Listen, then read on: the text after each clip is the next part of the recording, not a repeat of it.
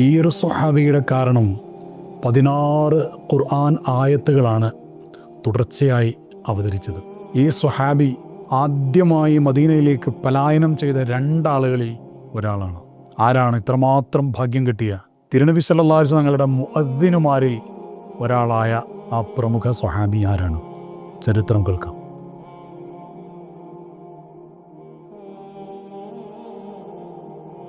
ജന്മന കണ്ണ് കാണാത്ത അവസ്ഥയിൽ, കണ്ണ് കീറിയിട്ടില്ലാത്ത അവസ്ഥയിൽ പ്രസവിക്കപ്പെട്ട അബ്ദുള്ള എന്നവരുടെ ചരിത്രമാണിത്.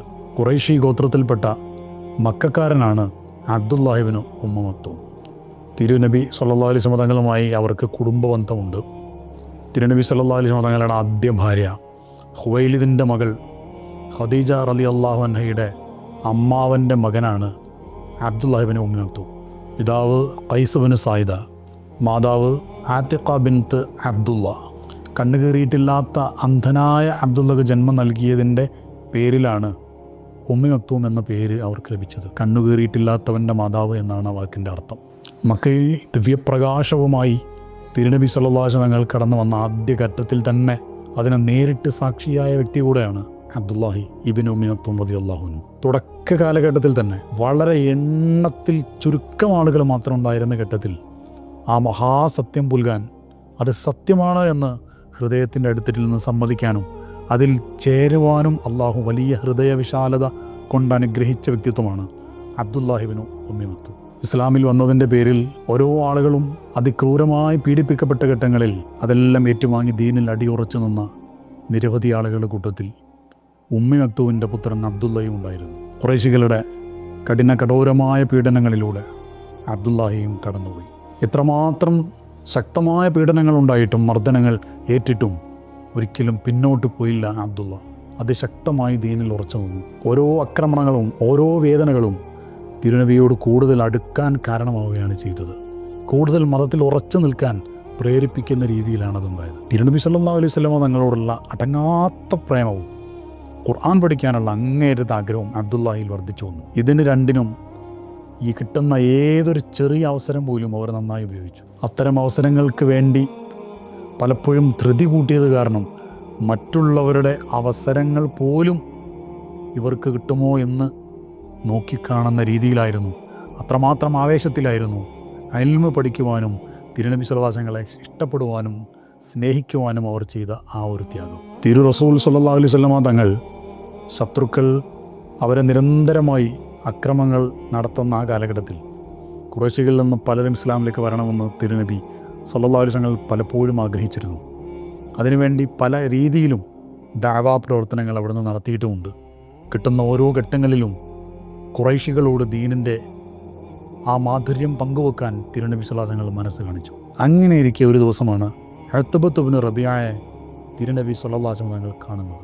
ഉത്ബയോടൊപ്പം അയാളുടെ സഹോദരൻ ഷൈബയും പിൽക്കാലത്ത് അബൂജഹൽ എന്ന് വിളിക്കപ്പെട്ട അംർ ഇബ്നു ഹിഷാമും ഉമയ്യത്ത് ഇബ്നു ഖലഫും പിൽക്കാലത്ത് സൈഫുള്ള എന്ന പേരിൽ പറയപ്പെട്ട ഖാലിദ് ഇബ്നു വലീദിൻ്റെ പിതാവ് വലീദ് ഇബ്നു മുഗീറയും ഉണ്ടായിരുന്നു. ഇവരെല്ലാവരെയും പ്രമുഖരായ ആളുകൾ ഒന്നിച്ച് കിട്ടിയ സന്തോഷത്തിൽ അവർക്ക് ദീൻ പരിചയപ്പെടുത്താനുള്ള അള്ളാഹുവിൻ്റെ ആ സത്യ പ്രസ്ഥാനത്തിലേക്ക് അവരെ ക്ഷണിക്കാനുള്ള ആ ഒരു അവസരം നന്നായി വിനിയോഗിച്ച് അവരോട് സംസാരിക്കുകയാണ് മുത്ത് റസൂൽ സ്വല്ലല്ലാഹു അലൈഹി വസല്ലം. ഓരോരുത്തരും അനുകൂലമായി പ്രതികരിക്കണമെന്ന ആഗ്രഹത്തിലാണ് ഓരോ വാക്കും സൂക്ഷ്മമായി റസൂൽ സംസാരിക്കുന്നത്.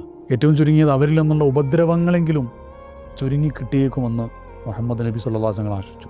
ഈ ഘട്ടത്തിലാണ്, ഈ നിർണായകമായ ഘട്ടത്തിലാണ് തിരുനബി സ്വല്ലല്ലാഹു അലൈഹി വസല്ലം തങ്ങളുടെ അടുക്കലേക്ക് അബ്ദുല്ലാഹി ഇബ്നു ഉമ്മി മക്തൂം റളിയല്ലാഹു അൻഹു വരുന്നത്. എനിക്ക് അള്ളാഹുവിൻ്റെ വിശുദ്ധമായ ഖുർആനിൽ നിന്ന് അല്പം ഓതി കേൾപ്പിക്കണം എന്ന ആഗ്രഹവുമായിട്ടാണ് തിരുനബി സ്വല്ലല്ലാഹു അലൈഹി വസല്ലം അടുക്കിലേക്ക് കണ്ണ് കാണാത്ത അബ്ദുല്ലാഹി ഇബ്നു ഉമ്മി മക്തൂം കടന്നു വരുന്നത്. ഈ ഒരു രംഗത്തിൻ്റെ പ്രാധാന്യം എത്രമാത്രം ഗൗരവതരമായിട്ടുള്ളതാണ് എന്നവർക്ക് മനസ്സിലായിട്ടുണ്ടായിരുന്നില്ല. അവർ റസൂലുള്ളാഹിൻ്റെ അടുത്ത് വന്നിട്ട് പറഞ്ഞു, യാ റസൂലുള്ളാഹ്, അള്ളാഹുവിൻ്റെ ശുദ്ധമായ ഖുർആൻ വാക്യത്തിൽ നിന്ന് ചിലത് എനിക്ക് പറഞ്ഞു തന്നാലും. ആ സമയത്ത് ഖുറൈശികളിലെ പ്രമുഖരായ ആളുകളുമായി ദീൻ സംസാരിച്ചു കൊണ്ടിരിക്കുന്ന ഘട്ടമായതുകൊണ്ട് അബ്ദുല്ലാഹി ഇബ്നു ഉമ്മി മക്തൂമിൻ്റെ ആ സമയത്തെ രംഗപ്രവേശനം റസൂലുള്ളാഹി സ്വല്ലല്ലാഹു അലൈഹി വസല്ലം സംസാരത്തിന് തടസ്സമായിരുന്നു. അതുകൊണ്ട് റസൂൽ അബ്ദുല്ലാഹി ഇബ്നു ഉമ്മി മക്തൂമിൽ നിന്ന് മുഖം തിരിച്ച് ഖുറൈശികളുമായി ദീനിലേക്ക് അവരെ ക്ഷണിച്ചുകൊണ്ടുള്ള ആ സംഭാഷണം തുടരുകയാണ്. സ്വന്തം കാര്യമല്ല റസൂൽ അവിടെ പറയുന്നത്, അള്ളാഹുവിൻ്റെ ദീനിലേക്ക് ഏറ്റവും കൊടിയ ശത്രുക്കളെ ക്ഷണിക്കാൻ വേണ്ടി കിട്ടിയ വളരെ പ്രധാനപ്പെട്ട അവസരം ഉപയോഗപ്പെടുത്തുന്നതിനിടയിലാണ് ഇത് സംഭവിക്കുന്നത്. അതുകൊണ്ടാണ് അവിടുന്ന് അല്പം ശ്രദ്ധ അബ്ദുല്ലാഹിബ്നു ഉമ്മി മക്തൂമിൽ നിന്ന് ശ്രദ്ധ തിരിച്ച് ശത്രുക്കളിലേക്ക് തന്നെ പോയത്. ആ ഖുറൈശി പ്രമുഖരുമായുള്ള സംസാരം പൂർത്തിയാക്കി തിരുനബി സല്ലല്ലാഹു അലൈഹി വസല്ലം തങ്ങൾ വീട്ടിലേക്ക് പോകാൻ തുനിഞ്ഞ നേരത്ത് അവിടത്തേക്ക് ഒരു മയക്കം പോലെ, കാഴ്ച മങ്ങിപ്പോകുന്നത് പോലെ തോന്നി. അവിടുത്തെ ശിരസിൽ എന്തോ സ്പർശിക്കുന്നതായിട്ടും അനുഭവപ്പെട്ടു. വഹി ഇറങ്ങുന്നതിൻ്റെ ചില ലക്ഷണങ്ങളാണത്. അങ്ങനെയാണ് ഏഴാകാശങ്ങൾക്കപ്പുറത്തു നിന്ന് അള്ളാഹുവിൻ്റെ സവിധത്തിൽ നിന്ന് വളരെ പ്രധാനപ്പെട്ട 16 ആയത്തുകൾ, അബസ വതവല്ല അൻ ജാഅഹുൽ അഅമ എന്ന് തുടങ്ങുന്ന ആ 16 ആയത്തുകൾ, ആ ഒരു കണ്ണ് കാണാത്ത ആളിൽ നിന്ന് അങ്ങ് മുഖം തിരിച്ചുവോ എന്ന് തുടങ്ങി തിരുനബി സല്ലല്ലാഹു അലൈഹി വസല്ലമ തങ്ങൾക്കൊരു ഉണർത്തൽ പോലെ ഒരു പ്രത്യേകമായ പരാമർശം അവിടുന്ന് ആ ഒരു കണ്ണ് കാണാത്ത വ്യക്തിയിൽ നിന്ന് മുഖം തിരിച്ചത് അള്ളാഹു ഒരു ചെറിയ ഉണർത്തൽ അവിടെ നടത്തുകയാണ്. ആ സൂറത്തിൽ അള്ളാഹു പറഞ്ഞു, തിരുനബി നെറ്റി ചുളിച്ച് മുഖം തിരിച്ചു, ഒരു അന്ധൻ്റെ വരവാണതിന് കാരണം. താങ്കൾക്ക് എന്താണ് നബിയെ അറിയുക? ഒരുപക്ഷേ ആ അന്ധനായ വ്യക്തി പരിശുദ്ധി പ്രാപിച്ചേക്കാം. റസൂലുള്ളാഹി സ്വല്ലല്ലാഹു അലൈഹി വസല്ലം തങ്ങൾക്ക് ആ അന്ധനായ വ്യക്തിയിൽ നിന്ന്, ആ സ്വഹാബിയിൽ നിന്ന് മുഖം തിരിച്ചതിനെക്കുറിച്ചൊരു പ്രത്യേകമായ ഒരു ഉണർത്തൽ പോലെ അള്ളാഹുവിൻ്റെ ഭാഗത്തു നിന്ന് സ്നേഹത്തോടു കൂടിയുള്ള ചില പരാമർശങ്ങളാണ് ആ ആയത്തിൻ്റെ പ്രതിപാദ്യങ്ങളെല്ലാം. അതിനെക്കുറിച്ച് മഹാരഥന്മാർ ധാരാളം വ്യാഖ്യാനങ്ങൾ പറഞ്ഞിട്ടുണ്ട്. ഈ പറയപ്പെട്ട അബ്ദുല്ലാഹിബ്നു ഉമ്മി മക്തൂം റളിയല്ലാഹു അൻഹുവിൻ്റെ പേരിൽ കാരണമായി അവതരിപ്പിക്കപ്പെട്ട 16 ആയത്തുകൾ ഇന്നും കോടാനക്കോടി മുസ്ലിമീങ്ങൾ പാരായണം ചെയ്തുകൊണ്ടിരിക്കുന്നു. അത്രമാത്രം അള്ളാഹുവിന് ഇഷ്ടപ്പെട്ട ഒരു സ്വഹാബി കൂടെയാണ് അബ്ദുല്ലാഹിബ്നു ഉമ്മി മക്തൂം റളിയല്ലാഹു അൻഹു. ആ ഒരു സംഭവത്തിന് ശേഷം എപ്പോഴൊക്കെ അബ്ദുല്ലാഹിയെ കാണുമ്പോഴും വളരെ സ്നേഹാദരവുകൾ പ്രകടിപ്പിച്ച് അവരെ പ്രത്യേകം ബഹുമാനിക്കുമായിരുന്നു തിരുനബി സല്ലല്ലാഹു അലൈഹി വസല്ലം തങ്ങൾ. മാത്രവുമല്ല, അവിടത്തേക്ക് എന്തെങ്കിലും ആവശ്യങ്ങളുണ്ടെങ്കിൽ അത് ചെയ്തു കൊടുക്കാനും അവരുടെ ഏതൊരു കാര്യത്തിനും മുന്നിട്ട് നിൽക്കാനും തിരുനബി എപ്പോഴും കൂടെയുണ്ടായിരുന്നു. മക്കയിൽ ശത്രുക്കളുടെ ആക്രമണങ്ങൾ വല്ലാതെ വർദ്ധിച്ചപ്പോൾ മദീനയിലേക്ക് പലായനം ചെയ്യാൻ വേണ്ടി തിരുനബി സല്ലല്ലാഹു അലൈഹി വസല്ലം തങ്ങൾ സ്വഹാബികൾക്ക് അനുമതി നൽകി. ആദ്യമായി മദീനയിലേക്ക് പോകുന്നത് 2 ആളുകളാണ്. മിസ്അബ് ഇബ്നു ഉമൈർ, കൂട്ടത്തിൽ അബ്ദുല്ലാഹിബ്നു ഉമ്മി മക്തൂം റളിയല്ലാഹു അൻഹു. ഹബീബിൻ്റെ ഒരു ആഹ്വാനം കേട്ട് സ്വന്തം നാടും വീടും സമ്പത്തും എല്ലാം ഉപേക്ഷിച്ച് മദീന എന്ന പുണ്യനാട്ടിലേക്ക് യാത്ര പോകാൻ ആദ്യം തയ്യാറായവരാണ് ഈ 2 സ്വഹാബാക്കൾ. അവർ 2 പേരും മദീനയിൽ ചെന്ന് മദീനക്കാർക്ക് വിശുദ്ധമായ ഇസ്ലാം പഠിപ്പിച്ചു കൊടുത്തു. വിശുദ്ധമായ ഖുർആൻ്റെ മനോഹരമായ ആയത്തുകൾ ഓതി കേൾപ്പിച്ച് അള്ളാഹുവിലേക്ക് അവരെ ക്ഷണിച്ചു കൊണ്ടേയിരുന്നു. കൂടുതൽ കഴിയാതെ തിരുനബി സല്ലല്ലാഹു അലൈഹി വസല്ലം തങ്ങളും സ്വഹാബത്തും മദീനയിലെത്തി. മദീനയിലെത്തിയതിന് ശേഷം വളരെ പ്രധാനപ്പെട്ട ഒരു ഉത്തരവാദിത്വം ബിലാൽ ഇബ്നു റബാഹക്കും അബ്ദുല്ലാഹിബ്നു ഉമ്മി മക്തൂമിനും റളിയല്ലാഹു അൻഹും റസൂലുള്ളാഹി നൽകി. എല്ലാ ദിവസവും 5 നേരത്തെ നിസ്കാരത്തിന് ജനങ്ങളെ അറിയിച്ചുകൊണ്ടുള്ള വാങ്ക് വിളിക്കലും ഇഖാമത്ത് സമയമാകുമ്പോൾ കൊടുക്കുക, ഈ പ്രധാനപ്പെട്ട ഉത്തരവാദിത്വം 2 പേർക്കുമാണ് റസൂലുള്ളാഹി നൽകിയത്. കൂടുതൽ സമയത്തും ബിലാൽ റളിയല്ലാഹു അൻഹു വാങ്ക് വിളിക്കുകയും അബ്ദുല്ലാഹിബ്നു ഉമ്മി മക്തൂം റളിയല്ലാഹു അൻഹു ഇഖാമത്ത് കൊടുക്കുകയുമാണ് ചെയ്യുക. ചില സമയങ്ങളിൽ അബ്ദുല്ലാഹിബ്നു മക്തൂം വാങ്ക് കൊടുക്കുകയും ബിലാൽ റളിയല്ലാഹു അൻഹു ഇഖാമത്ത് കൊടുക്കുകയും ചെയ്തിട്ടുണ്ട്. റമളാൻ മാസത്തിൽ 2 പേർക്കും മറ്റൊരു കാര്യം കൂടി നിർവഹിക്കാനുണ്ടായിരുന്നു. മദീനയിലെ ആളുകൾക്ക് അത്താഴം കഴിക്കാൻ വേണ്ടി ഉണരാൻ വേണ്ടി ഇവരൊരു വാങ്ക് കൊടുക്കും. ആ വാങ്ക് കേട്ടിട്ടാണ് അവരെല്ലാവരും ഉണരുക. 2ാമത്തെ വാങ്ക് ഭക്ഷണം കഴിക്കുന്നത് നിർത്താനുള്ള സമയമായി നിസ്കാരത്തിൻ്റെ വാങ്ക് എന്ന അർത്ഥത്തിലും 2 വാങ്ക് ആ സമയത്ത് അവിടെ ഉണ്ടായിരുന്നു. ജനങ്ങളെ റമളാനിൽ ഉറക്കത്തിൽ നിന്ന് വിളിച്ചുണർത്തുന്ന വാങ്ക് കൊടുത്തത് ബിലാൽ റളിയല്ലാഹു അൻഹുവും നിസ്കാരത്തിന് അവർ അറിയിച്ചുകൊണ്ടുള്ള വാങ്ക് കൊടുത്തത് അബ്ദുല്ലാഹിയുമായിരുന്നു. 10ലധികം തവണ ഒരു മഹാസൗഭാഗ്യം അബ്ദുല്ലാഹിബ്നു ഉമ്മി മക്തൂമിനെ തേടിയെത്തിയിട്ടുണ്ട്.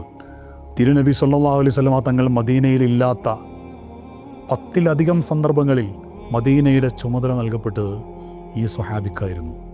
അതിൽ ഒരു ഘട്ടം മക്കം ഫതഹിന് വേണ്ടി റസൂലുള്ളാഹി പോയ സമയമാണ്. ഹബീബിൻ്റെ അസാന്നിധ്യത്തിൽ മദീനക്ക് നേതൃത്വം കൊടുത്ത പുണ്യ സ്വഹാബി, എന്തൊരു ഭാഗ്യമാണത്. ബദർ യുദ്ധത്തിന് ശേഷം സ്വന്തം വീട്ടിൽ നിന്ന് പുറത്തേക്കിറങ്ങി തിരുനബി സല്ലല്ലാഹു അലൈഹി വസല്ലം തങ്ങളുടെ കൂടെ അള്ളാഹുവിന് വേണ്ടി യുദ്ധം ചെയ്ത സ്വഹാബാക്കളെ പ്രശംസിച്ചുകൊണ്ടും അവർക്ക് വലിയ ഫലങ്ങളുണ്ട്, പ്രതിഫലമുണ്ട് എന്ന് പറഞ്ഞുകൊണ്ട് ആയത്തുകൾ ഹബീബിന് അള്ളാഹു അവതരിപ്പിച്ചു കൊടുക്കുകയുണ്ടായി. അള്ളാഹുവിൻ്റെ മാർഗത്തിൽ യുദ്ധം ചെയ്യുന്നവർക്ക് വലിയ പ്രോത്സാഹനവും മാറി നിൽക്കുന്നവരെ ആക്ഷേപസ്വരത്തിലുമുള്ളതായിരുന്നു ആ ആയത്തുകൾ. മാത്രവുമല്ല, യുദ്ധത്തിൽ പങ്കെടുത്തവർക്ക് നാളെ ലഭിക്കുന്ന വലിയ പ്രതിഫലത്തെക്കുറിച്ചുമൊക്കെ അതിൽ സൂചനകൾ ഉണ്ടായിരുന്നു. ഈ ആയത്തുകൾ ഇറങ്ങിയപ്പോൾ അബ്ദുല്ലാഹി ഇബ്നു ഉമ്മി മക്തൂമിന് വലിയ പ്രയാസമുണ്ടായി. കാരണം കണ്ണ് കാണാത്തത് കൊണ്ട് യുദ്ധത്തിന് അവർ പങ്കെടുത്തിരുന്നില്ല. കണ്ണ് കാണാത്തത് കൊണ്ട് യുദ്ധത്തിനിറങ്ങാൻ കഴിയാത്ത സാഹചര്യമുള്ളതുകൊണ്ട് യുദ്ധത്തിനിറങ്ങിയില്ലാത്തത് കൊണ്ട് ഒരിക്കലും ആ ഒരു പ്രതിഫലം എനിക്ക് കിട്ടില്ലല്ലോ എന്ന് സങ്കടത്തോടെ അവർ തിരുനബിയോട് അത് പറഞ്ഞു. യാ റസൂലല്ലാഹ്, എനിക്ക് സാധിക്കുമായിരുന്നെങ്കിൽ ഞാനും തീർച്ചയായും യുദ്ധം ചെയ്യുമായിരുന്നു. ഇത്രയും പറഞ്ഞ് അള്ളാഹുവിലേക്ക് കൈകൾ ഉയർത്തി വിനയത്തോടുകൂടെ കണ്ണുനീരണിഞ്ഞുകൊണ്ട് അബ്ദുല്ലാഹി ഇബ്നു ഉമ്മി മക്തൂം പ്രാർത്ഥിച്ചു, പടച്ചവനെ, എനിക്ക് ഒഴിവുകഴിവുണ്ട് എന്ന് വ്യക്തമാക്കുന്ന ആയത്തുകൾ അവതരിപ്പിക്കണമേ റബ്ബേ. എനിക്ക് എക്സ്ക്യൂസ് ഉണ്ട് എന്ന് വ്യക്തമാകുന്ന വെളിപാടുകൾ നീ അയക്കണമേ റബ്ബേ എന്ന്. അള്ളാഹു ആ പ്രാർത്ഥന കേട്ടു. തിരുനബി സ്വല്ലല്ലാഹു വഹയികൾ എഴുതി സൂക്ഷിച്ചിരുന്ന സ്വഹാബി വര്യർ സെയ്ദ് ഇബ്നു സാബിത്ത് റളിയല്ലാഹു അൻഹു പറഞ്ഞു, ഞാൻ റസൂൽ സ്വല്ലല്ലാഹു അലൈഹി വസല്ലമയുടെ അടുത്ത് തന്നെയായിരുന്നു. പെട്ടെന്ന് റസൂൽ സ്വല്ലല്ലാഹു അലൈഹി വസല്ലം ഒരു പ്രത്യേകമായ ഒരു മൂകത പോലെ കാണുകയുണ്ടായി. റസൂലിൻ്റെ കാലുകൾ എൻ്റെ കാലുകളുടെ മുകളിലായിരുന്നു. ആ സമയത്ത് അവിടുത്തെ കാലുകൾ എൻ്റെ കാലുകളിൽ വലിയ ഭാരമുള്ളതായിട്ട് എനിക്ക് അനുഭവപ്പെട്ടു. അല്പം കഴിഞ്ഞ് ആ ഒരു അവസ്ഥ മാറിയപ്പോൾ തിരുനബി സ്വല്ലല്ലാഹു അലൈഹി വസല്ലം പറഞ്ഞു, സെയ്ദേ, ഇതൊന്ന് എഴുതി വെക്കൂ. ലാ യസ്തവിൽ ഖായിദൂന എന്ന് തുടങ്ങുന്ന ആ ഒരു ആയത്താണ് അവിടെ അവതരിപ്പിക്കുന്നത്. അള്ളാഹുവിൻ്റെ മാർഗത്തിൽ യുദ്ധം ചെയ്യുന്നവരും ചെയ്യാത്തവരും സമമാവുകയില്ല എന്നർത്ഥം വരുന്ന ആ ഖുർആൻ സൂക്തം അവിടെ അവതരിക്കുകയാണ്. ഇത് കേട്ട ഉടനെ അബ്ദുല്ലാഹി ഇബ്നു ഉമ്മി മക്തൂം എഴുന്നേറ്റെന്ന് റബ്ബിനോട് വീണ്ടും പറഞ്ഞു, പടച്ചവനെ, യുദ്ധം ചെയ്യാൻ സാധിക്കാത്തവരുടെ കാര്യത്തിൽ എന്താണ്? അബ്ദുല്ലാഹി ഇബ്നു മക്തൂം ഇത് പറഞ്ഞ് തീരുമ്പോഴേക്കും റസൂലിനെ വീണ്ടും നേരത്തെ വഹയി വന്ന അതേ അവസ്ഥ പിടികൂടുകയാണ്. അവിടത്തേക്ക് വീണ്ടും വഹയി ഇറങ്ങുകയാണ്. വീണ്ടും സെയ്ദ് തങ്ങളുടെ കാലിൽ, റസൂലുള്ളാഹി തങ്ങളുടെ കാല് വലിയ ഭാരമുള്ളതായിട്ട് അത് വഹയി ഇറങ്ങുന്ന ലക്ഷണങ്ങളാണ് അനുഭവപ്പെട്ട് അല്പനേരം കഴിഞ്ഞ് ആ അവസ്ഥ മാറിയപ്പോൾ റസൂൽ സ്വല്ലല്ലാഹു അലൈഹി വസല്ലം പറഞ്ഞു, സെയ്ദ്, നീ നേരത്തെ എഴുതി വെച്ചതൊന്ന് വായിക്കാമോ? അപ്പോൾ ലാ യസ്തവിൽ ഖായിദൂന എന്ന് പറയുന്ന ആയത്ത് പറഞ്ഞു കൊടുത്തു. അള്ളാഹുവിൻ്റെ മാർഗത്തിൽ യുദ്ധം ചെയ്യുന്നവരും ചെയ്യാത്തവരും സമന്മാരാവുകയില്ല. അത് പറഞ്ഞു കൊടുത്തതിന് ശേഷം സെയ്ദിനോട് റസൂൽ പറഞ്ഞു, സെയ്ദ്, ഇതുകൂടെ എഴുതി വെക്കുക, ഖൈർ ഉലിൽ ലറർ, പ്രയാസം അനുഭവിക്കുന്നവർ ഒഴികെയുള്ള ആളുകളെക്കുറിച്ചാണ് എന്നർത്ഥം വരുന്ന ആ ഒരു വാക്കുകൂടെ അവിടെ ആഡ് ചെയ്യപ്പെടുകയാണ്. അബ്ദുല്ലാഹി ഇബ്നു ഉമ്മി മക്തൂം അവൻ്റെ പ്രാർത്ഥനയ്ക്ക് അള്ളാഹു കൊടുത്ത ഉത്തരമാണത്. കൃത്യമായ എക്സ്ക്യൂസ്, കണ്ണ് കാണില്ല എന്ന വലിയ കാരണമുള്ളവരായിരുന്നു ആഗ്രഹിച്ചിട്ടും യുദ്ധത്തിന് പങ്കെടുക്കാൻ അവർക്ക് സാധിക്കാതെ പോയിരുന്നത്. ഇങ്ങനെയൊക്കെ ആയിരുന്നിട്ടും അള്ളാഹു കാരണമുള്ളവർ, വ്യക്തമായ കാരണങ്ങൾ ഉള്ളവരൊഴികെ എന്ന് പറഞ്ഞ ആ കൂട്ടത്തിൽപ്പെട്ടവരാണ്, കണ്ണ് കാണാത്തവരാണ് അബ്ദുല്ലാഹി ഇബ്നു ഉമ്മി മക്തൂം റളിയല്ലാഹു അൻഹു. എങ്കിലും ആ കാരണം പറഞ്ഞ് യുദ്ധത്തിൽ പങ്കെടുക്കാതിരിക്കാൻ അവിടത്തേക്ക് മനസ്സ് വന്നില്ല.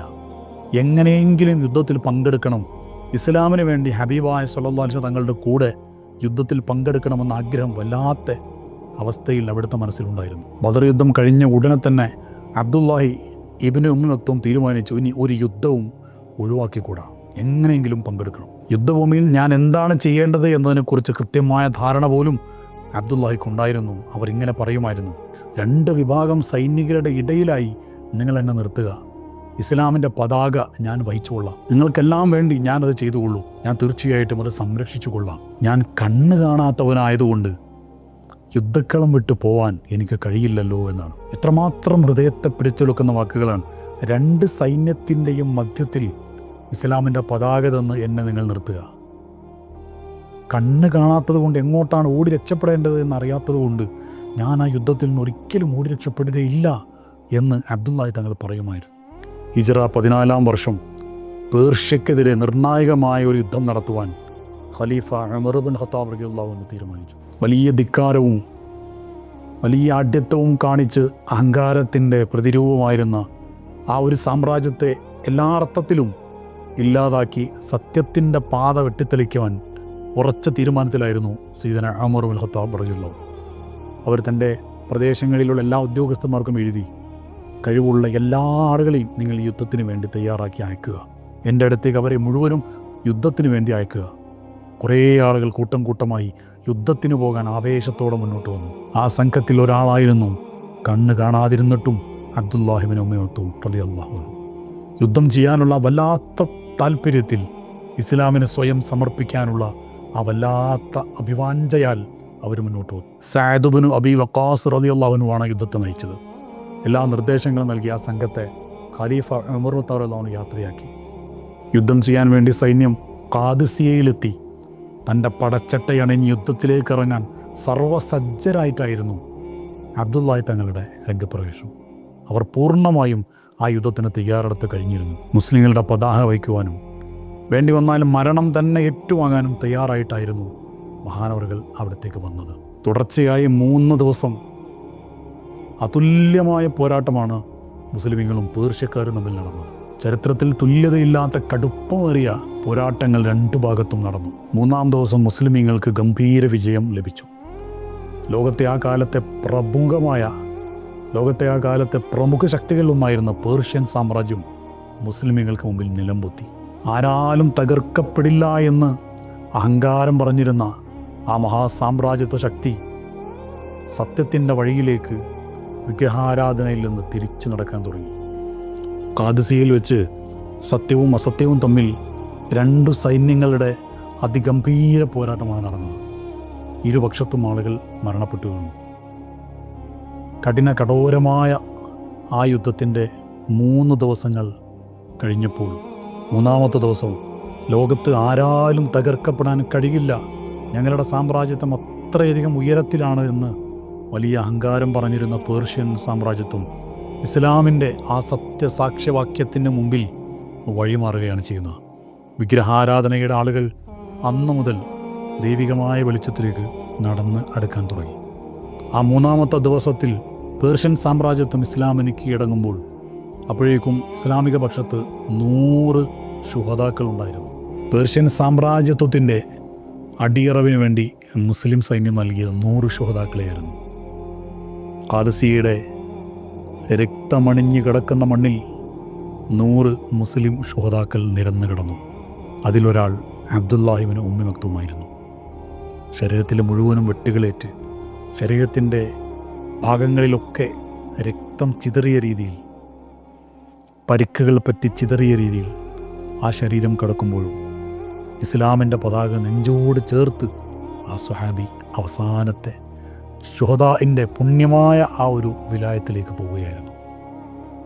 നാളെ ജന്നാത്തുൽ ഫിർദൗസിൽ സന്തോഷത്തോടെ അവരെ കാണുവാനും അവരുടെ സാമീപ്യം കൊണ്ട് അനുഗ്രഹിക്കപ്പെടാനും അവരുടെ പാദത്തിലെങ്കിലും ചുംബനം നൽകാനും അള്ളാഹു നമുക്ക് തൗഫീഖ് നൽകട്ടെ. ആമീൻ യാ റബ്ബൽ ആലമീൻ.